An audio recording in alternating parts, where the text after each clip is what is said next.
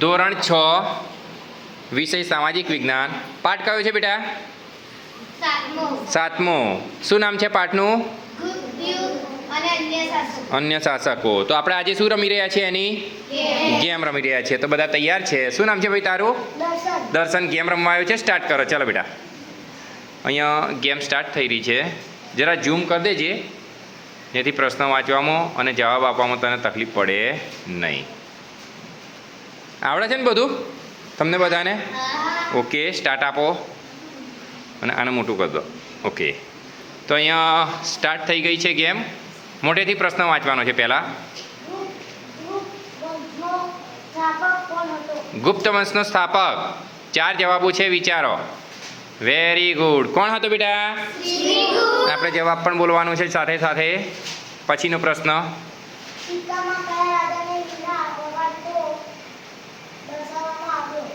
કેટલાને આવડે છે? હાથ ઊંચો કરો જો. ઓકે, આવડે છે. ચલો, કોને? સમુદ્રગુપ્તને. Very good. બબે પ્રશ્નના જવાબો આપણે આપીશું. નેક્સ્ટ કોણ આવે છે? દિવ્યા આવે છે. દિવ્યા, પ્રશ્ન વાંચો.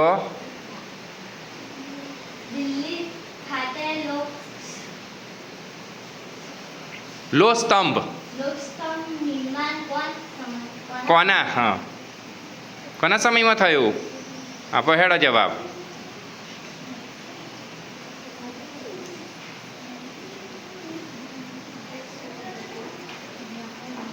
ચલો ચલો ચલો ચલો બેટા, આપો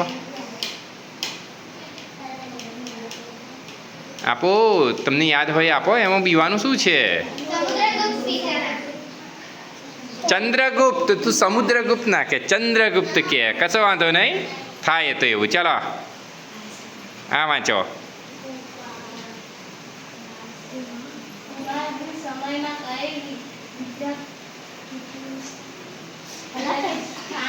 સ્થાપના કઈ વિદ્યાપીઠની? એ તો આવડે છે. Very good. કઈ વિદ્યાપીઠ કહેવાય? નાલંદા. હવે કોણ આવશે? ઓકે, શ્રદ્ધા આવે છે.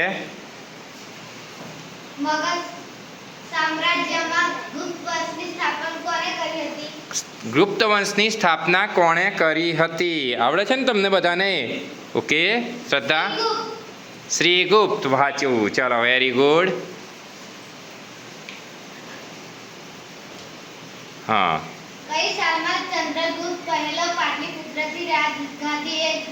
હા, પાટલીપુત્ર. આ તો અંડરલાઈન કરાયેલું છે ભાઈ. ઓકે, તો જે જે નીચે અંડરલાઈન કરાયું છે એ તમે લખ્યું છે ખરું ને બધાએ? અને વાંચો છો ને? એ મને અત્યારે પાછું બતાવવાનું છે. બરાબર. નેક્સ્ટ કોણ આવે છે? અજીત. બરાબર છે. ચલો, વાંચો. સાથે.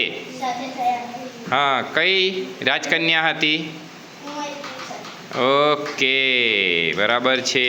ચલો, નેક્સ્ટ.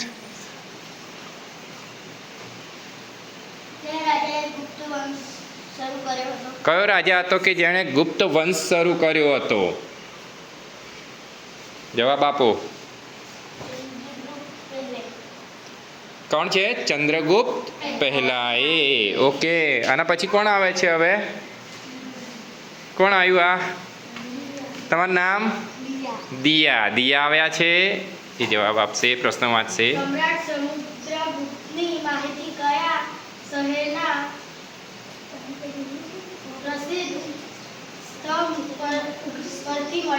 હા, કયા શહેરનો સ્તંભ હતો એ?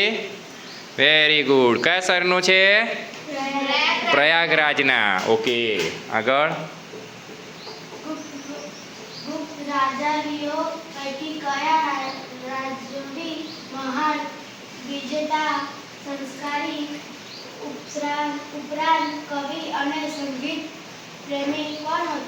સંગીત પ્રેમી મેં તમને કહ્યું હતું, એ પરથી તમારે યાદ રાખવાનું હતું. સંગીત પ્રેમી. ઓકે, આવ્યું ને? સંગીત પ્રેમી સમુદ્રગુપ્ત હતા. બરાબર છે. Very good. નેક્સ્ટ કોણ આવે છે હવે? ઓકે, શું નામ છે બેટા? પ્રિયા આવે છે. હવે બધા એક એક આપજો, એટલે 15 પ્રશ્ન પૂરા થાય. બરાબર. ચલો, વાંચો.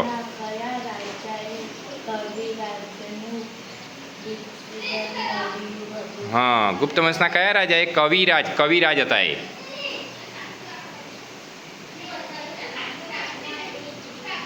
સહેલું છે.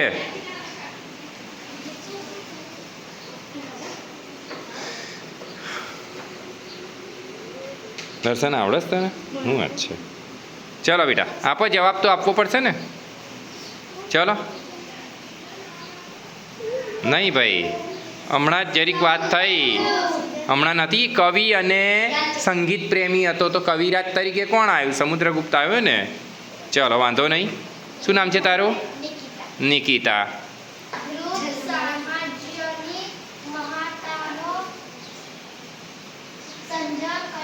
સર્જક કહેવાય બેટા, સર્જક. વાંચો ફરીથી. હા કયો રાજા હતો? વાંચો બોલો. નો ભાઈ આવું તો કોઈ નામ જ નથી બેટા. બુદ્ધગુપ્ત તો મેં નામ જ નહીં બોલ્યો છું. ક્યાં તું બી? ચલ બેસી જા. ચલો એના પછી શું નામ છે? રીતિકા આવે છે, વાંચશે.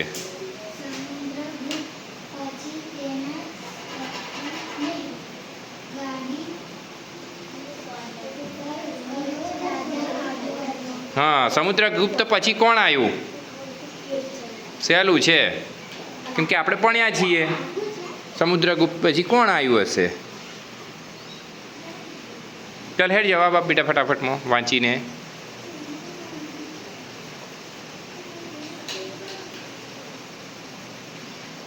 ડન. કેમ કે પહેલાં ચંદ્રગુપ્ત પછી સમુદ્રગુપ્ત અને પછી ચંદ્રગુપ્ત બીજો. ઓકે શું નામ છે? ગાયત્રી. ચલો વાંચો. પ્રતિભાશાળી. હા કયો રાજા હતો? શાસક એટલે ગુપ્ત વંશનો સૌથી પ્રતિભાશાળી રાજા.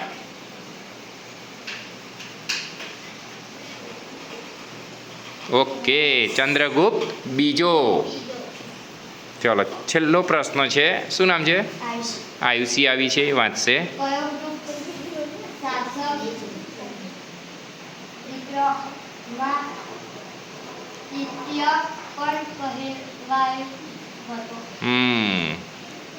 વિક્રમાદિત્ય એમ પણ કહેવાયો હતો એ.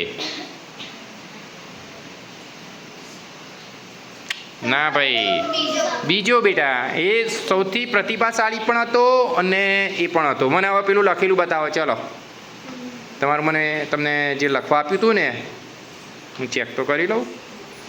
તો આ સાથે આ ગેમ પૂરી થાય છે. અહીંયા 15માંથી 11 એટલે કે 4 પ્રશ્નના જવાબ ખોટા પડ્યા છે. ભલે ગમે તેમ પણ સારી મહેનત કરી છે. ચલો દિયા બતાવો તમે લખ્યું છે ને. અહીંયા જે અંડરલાઇન કરાયું છે તે બધું લખાવવામાં આવ્યું છે. વાંચો છો આ બધું બેટા? ઓકે હે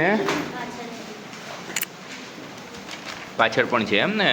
ઓકે તો આ જો તમે વાંચશો ને તો તમને એક માર્કના પ્રશ્નની અંદર જવાબો સરળતાથી આવી શકશે. લાવો આ કોનું છે? આ કોનું છે? શ્રદ્ધા તારું છે? શ્રદ્ધા બરાબર છે.